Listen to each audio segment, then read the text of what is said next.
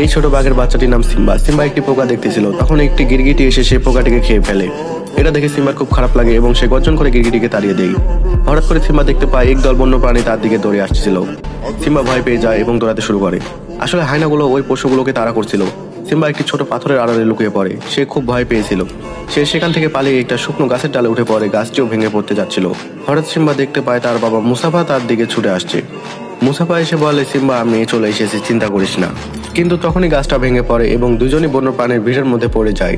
মুসাফা কোনো মতে সিম্বাকে একটি সুরক্ষিত জায়গায় পৌঁছে দেয়, কিন্তু সে ভিড়ের মধ্যে আটকে পড়ে। সিম্বা ভয় পেয়ে যায়, কিন্তু সে পরক্ষণে দেখে তার বাবা পাহাড়ের উপরে উঠছে। এটা দেখে সিম্বার ভয় কিছুটা কমে। মুসাফা যখন পাহাড়ের শেষ প্রান্তে চলে যায় তখন সে তার ভাই স্কারকে দেখতে পায়। এই পুরো ষড়যন্ত্র স্কারের করা ছিল। মুসাফা তার ভাইয়ের কাছে সাহায্য চায়, কিন্তু তার ভাই তাকে সাহায্য না করে তাকে ধাক্কা দিয়ে ফেলে দেয়। স্কার আসলে তার ভাই জায়গা নিতে চেয়েছিল, সেজন্য সেই পরিকল্পনাই করে। পরবর্তী ভিডিও পেতে চ্যানেলটাকে সাবস্ক্রাইব এবং লাইক করে দিন।